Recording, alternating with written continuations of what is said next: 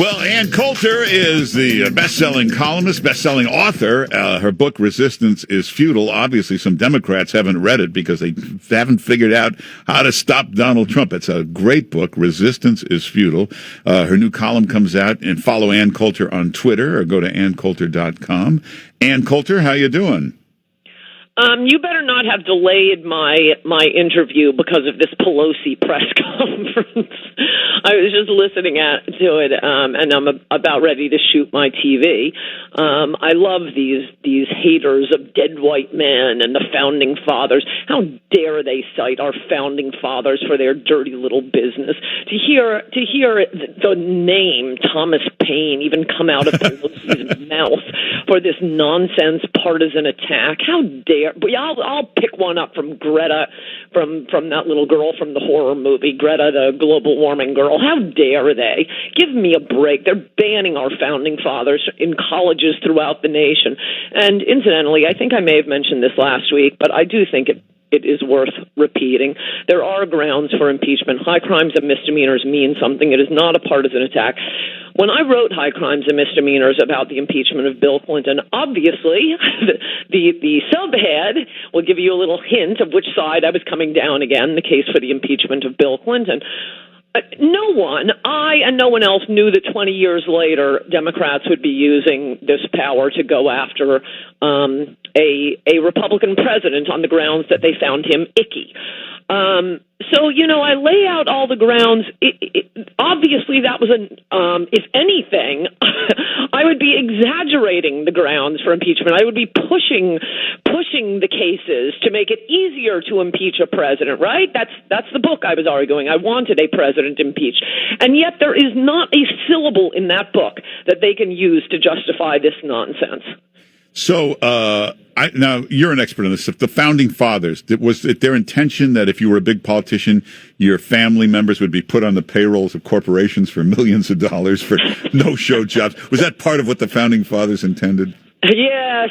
The politicians should go to Washington penniless and emerge multimillionaires.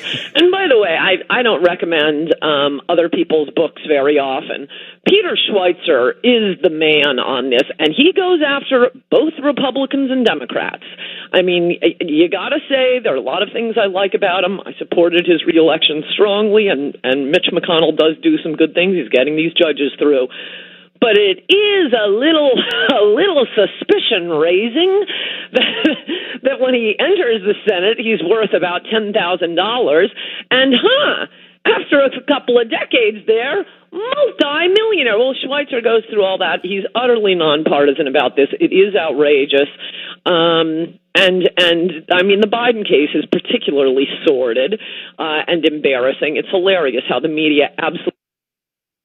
I don't know if you saw, it may be up on Drudge right now. On Drudge last night, there was a headline that I suppose is supposed to make Republicans look bad, saying, I forget what it was, I think it's 29% of Republicans say Trump did not mention Biden in his phone call.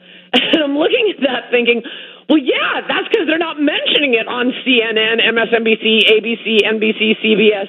Considering that is the heart of what their complaint is, it's amazing that they're doing this without ever mentioning Biden.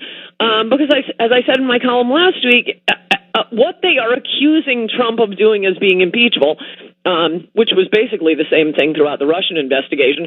Oh my gosh, it was bad enough that he got elected president. Now he's actually exercising the powers of the presidency.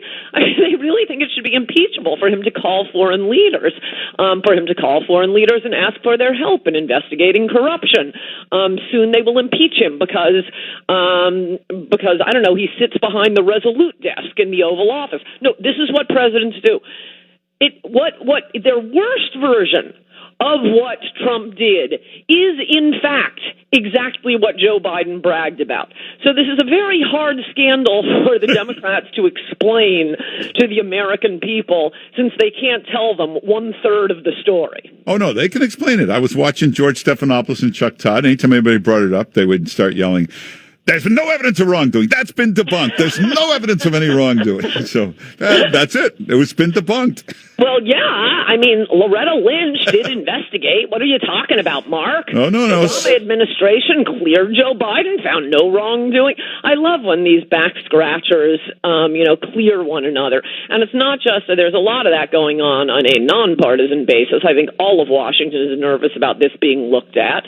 But when it's within your own administration, do you think Democrats would accept it if we started saying, I don't know, Bill Barr looked at that phone call. He's cleared the president. Yeah. Well, they set up these fake fact-checking sites, PolitiFact, factcheck.org. There's all these left-wing fake facts.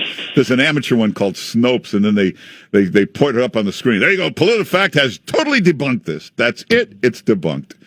Snopes is my favorite. I cite it in Adios America for the claim that was mostly just brushed under the rug when Michelle Obama stood at an immigration swearing-in ceremony and announced that I don't know, they must have been in who knows, Philadelphia, someplace where there were portraits of the founding fathers. You know, the founding fathers that the Democrats certainly love so much. And she said, as a matter of fact, the men who founded this country were all immigrants. Mark, not one. Not one. I mean, we were a colony for a couple of 100 years before, or 100 years before the Declaration of Independence and the Revolutionary War. We were known as Americans. Yeah. My favorite Snopes one, there's 4 major Democrats wrote to the Ukraine last year demanding they investigate. Yes. So if you read the Snopes one, they argue that something was different about the way they asked and the way the president. Yes, well, that was about Manafort and Trump. Yeah. It wasn't about a Democrat. So, that's the difference, Mark. Aren't you following this? Well, down They're at the good, we're bad. Yeah, at the bottom it says there's not a fair comparison. There's a slight. So then they put this big thing on top. False, absolutely false. It's been debunked.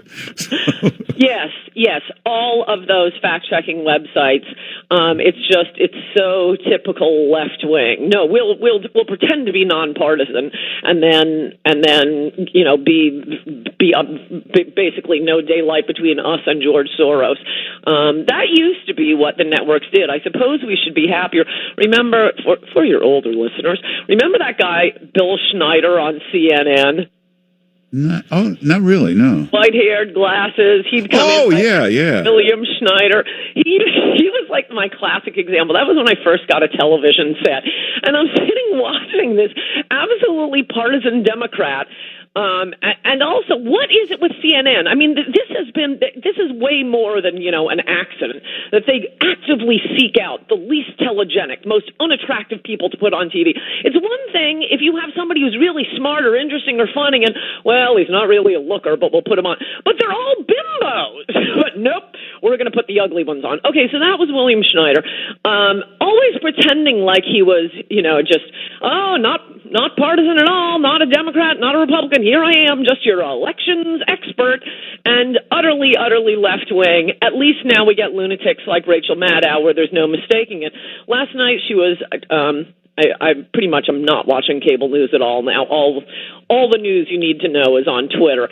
But I happened to catch Rachel showing her segment on one of those unfunny late-night TV shows. And her argument was, I'm paraphrasing, this is close though, normally you have to investigate. It's a whodunit. But in this case, we asked the president, did you call the president of Ukraine? And he said, yup, I called the president of Ukraine, and that's why he's going to be impeached. Well, hey, the only thing, though, we only got a few seconds here, but these Democrats may do it, but these Republicans all got no-show jobs for their relatives, too. I don't know that they'll defend Trump. I wouldn't trust them for a second, these Republicans in Congress. In general, I agree with you. I have very little respect for elected Republicans or Conservatism, Inc., but they have got to know. Yeah. What do they imagine their party will look like? What do they imagine emerging from the ashes if they take down a duly elected Republican president? We went along with their blind losers for years. They can go along with ours. Well, everybody get Ann Coulter's book, Resistance is Futile. The new column comes out tonight. Go to AnnCoulter.com. Make sure you follow Ann Coulter on Twitter and Facebook, Instagram, all that stuff. And just go to AnnCoulter.com. Ann Coulter, thanks for being with us. Good to talk to you, Mark. Bye-bye. Take care.